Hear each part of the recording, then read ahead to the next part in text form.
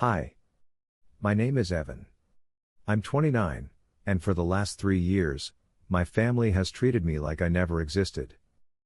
Worse, they declared me dead. It started with a phone call I wasn't supposed to hear. I was in a different country at the time, taking a break from the chaos that was my family. After years of manipulation, gaslighting, and being the problem child simply because I didn't fit their golden child mold, I packed up and left. My therapist called it healing. I called it escape. One night, scrolling aimlessly through social media, I saw a post that chilled me. R.I.P. Evan. You'll be missed. What? It had hundreds of comments. Old classmates. Cousins. Even people I hadn't spoken to in years, all mourning my sudden passing. Some were sharing stories. Others were posting photos my family definitely gave them. I called my mom. No answer. I called my sister. Straight to voicemail.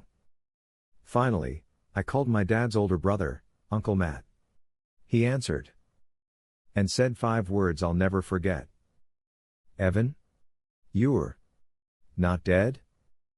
That's when it clicked. They lied. They told everyone I had died. Uncle Matt wasn't just confused, he was terrified. He stammered through the call, mumbling, "They had a service. Your mom gave a speech. Evan, what the hell is going on?" Apparently, 3 months ago, my family held a memorial service in my hometown. A full-blown funeral. No body, no autopsy, no obituary in official press, just a private ceremony where my mom, sister, and cousins mourned a tragic accident overseas. They told everyone I had been hiking in the Andes and fell during a storm. No one thought to question why there was no embassy report, no formal notification. When I asked Uncle Matt why no one reached out to confirm it, his voice cracked. They said your body was unrecoverable. They passed around a closed casket and said it was a symbolic farewell. I didn't know what to say. I asked him for photos. He sent me one. There it was. A framed picture of me on a table next to a bouquet. My name in gold calligraphy. A slideshow playing in the background. And my mother. Smiling. Not a warm, nostalgic smile. A tight, composed one. Like someone who had finally won. I flew home the next day. Didn't tell anyone. I walked past the neighbors. They looked like they'd seen a ghost. And in a way, they had. The bank wouldn't let me access my own account. I walked into the branch I'd used since college, asked to check on my savings, and the clerk gave me a look like she'd seen a corpse. I'm sorry. This account has been frozen due to the account holder's death. My name. My ID. My photo. Still, they insisted I was legally deceased. After escalating to the manager and showing him my passport, I was quietly ushered into a back office. There, I found out just how deep the lie had gone. My mother had submitted a death certificate. It was fake, of course, forged from some obscure Peruvian template with a doctored embassy stamp.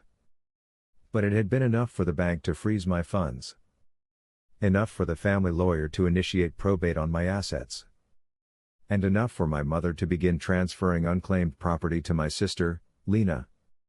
I was, on paper, a ghost. The lawyer's name was Richard Denning. When I called his office and gave my name, his assistant hung up on me. When I called back, she said, "If this is some kind of sick joke, Mr. Rivers passed away in May." I had to walk into his office myself. Richard looked like he'd aged 10 years in 1 minute when I appeared at his door. I was told you were dead," he said, nearly whispering. "I'm not," I said.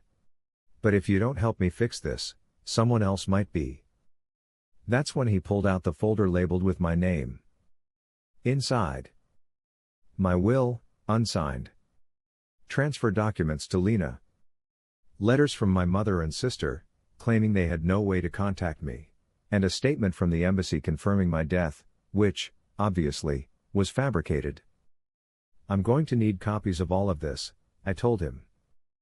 And for the first time in weeks, I saw someone else look as scared as I felt. I wasn't just erased. I was replaced. My mother and sister hadn't just claimed I was dead to take my inheritance, they'd rewritten the family narrative like I had never existed at all. Every login I tried, locked. My name had been quietly removed from the family trust, the insurance beneficiary list, even my grandfather's land deed that I was supposed to co-own with Lena. Richard, the lawyer, admitted that the death file had been submitted by my mother with notarized backup. But when I asked him who notarized it, he fumbled. I didn't check, he said. Turns out, the notary was a friend of Lena's who ran a shady travel office downtown. A single phone call confirmed the signature was a favor. She said it was a technicality, the notary told me. Said her brother died overseas and they just needed help moving things through because the embassy was slow. It was a slow-motion car crash. Every day, I uncovered more. My belongings from the family home? Donated. My room? Turned into a home office. My college degree? Lost during renovations. But the worst part? They filed for a payout from my life insurance. $250,000.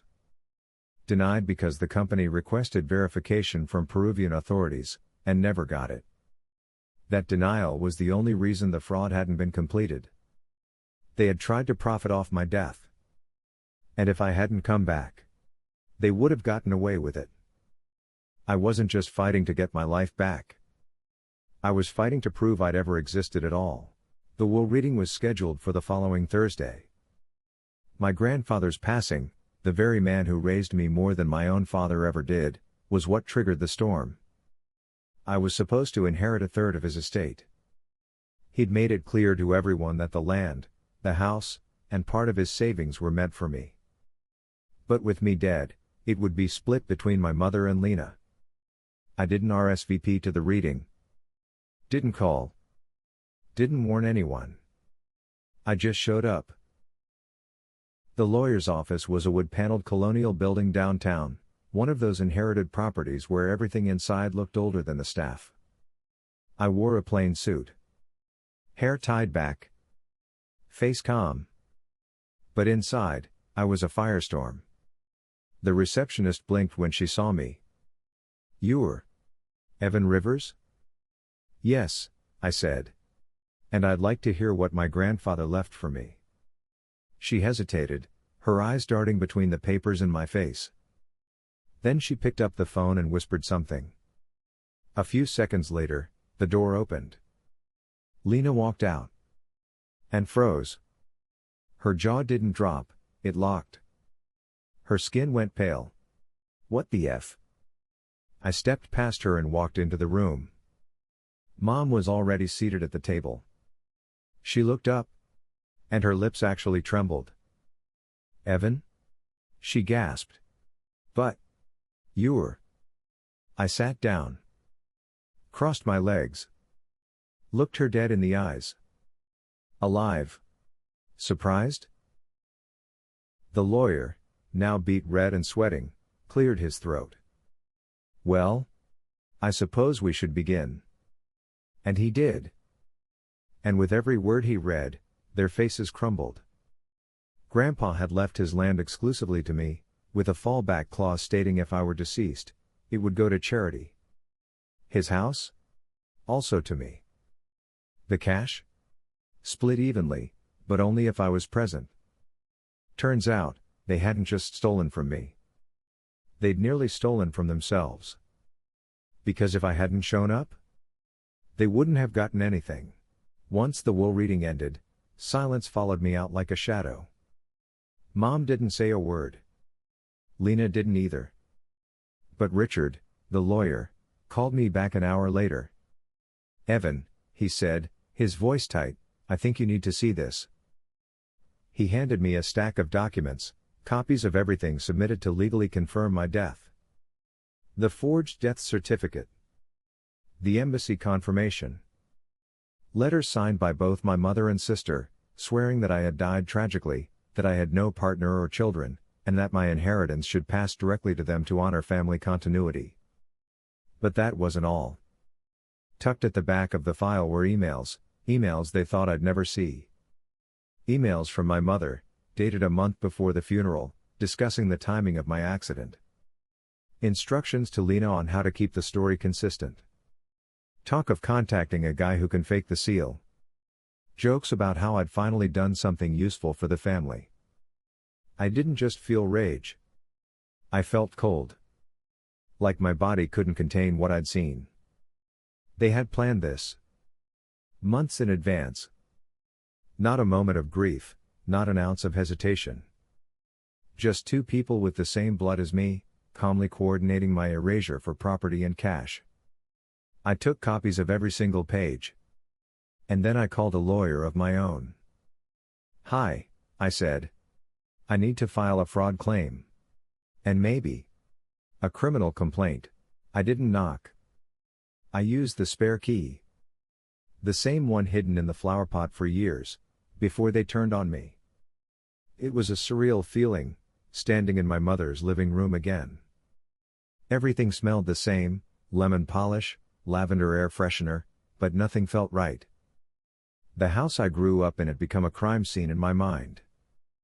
Mom walked in first. She dropped the mug she was holding. Lena came down the stairs seconds later. She stopped halfway, clinging to the railing. "I want to hear it," I said. "From both of you. Say it." "Evan, please." My mom started. "No. Say what you did." Lena scoffed. "What are you even talking about? You're alive. So what's the problem?" I walked forward, slow and steady, and pulled out the folder. "The problem," I said, slapping it on the table, "is that you two filed government documents to have me declared legally dead. You forged embassy letters. You almost collected on life insurance. You tried to take the land Grandpa left for me. You told the world I was dead." Mom shook her head, lips trembling. "We thought you were gone." "No, you hoped I was," I interrupted. "You hoped I'd disappear long enough for you to sweep it all up and call it grief." Lena rolled her eyes. "You left. You ghosted us. You gave up any claim to this family." "That's not how the law works," I said. "And definitely not how ethics work."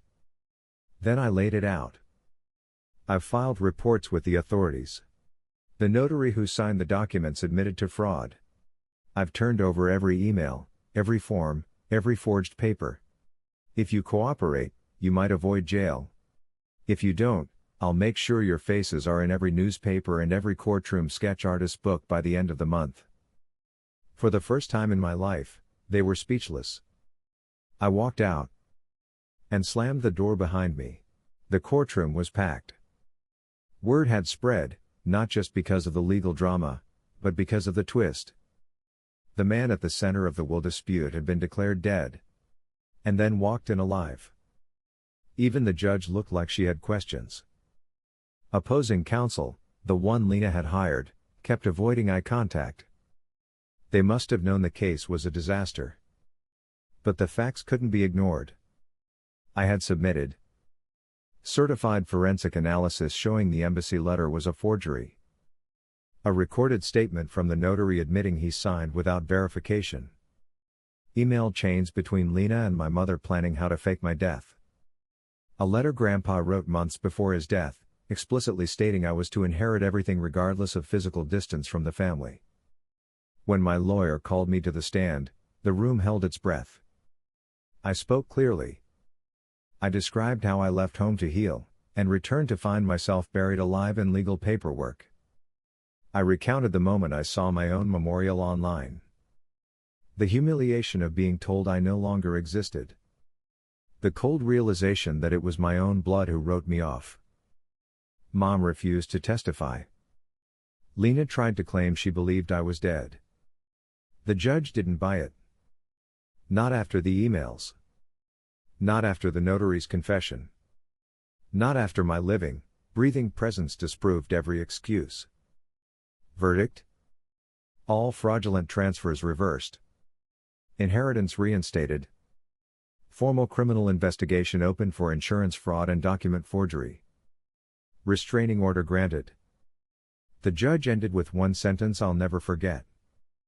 This is not a case of confusion. This is a case of calculated cruelty. And for the first time in years, I walked out of that room. Not invisible, not erased. I walked out whole. It's strange how quickly the world shifts once the truth comes out. 1 month after the ruling, Lena's job suspended her pending review for ethics violations. She worked in finance, not exactly a great look when you've tried to defraud someone out of an estate and fake their death. Mom tried to play the victim on social media. She posted cryptic quotes about betrayal and children turning on their parents. But people weren't buying it. Neighbors whispered. Former friends stopped calling. As for me, I moved into Grandpa's house. The land was overgrown, but the bones of the place were strong, just like his memory. Every corner held pieces of him. Old war medals in a drawer. A half-finished crossword on the kitchen table. The kind of quiet that made you remember who you were. Richard, the lawyer, offered to waive his final fee. Said it was the least he could do for not catching the fraud sooner. I declined. Told him we all miss things, but what mattered was that he helped me set them right. One day, a letter came in the mail. No return address. Inside was a photo, one from the fake memorial. My face, framed in flowers. Underneath, a handwritten note. You were supposed to stay dead. No signature. But I didn't need one. I burned it. Because I wasn't staying dead. I was living, louder than ever. I stood in the orchard behind Grandpa's house, the wind cutting through the trees like memory.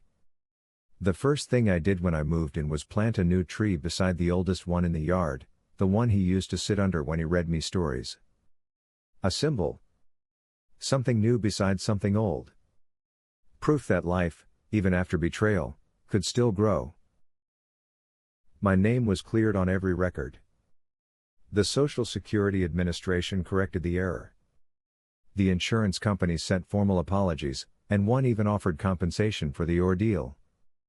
Mom and Lena were charged with falsifying documents, attempted insurance fraud, and estate manipulation. Their pleas dragged through court for months, but eventually they took a deal: probation, restitution, and mandatory therapy. They tried reaching out.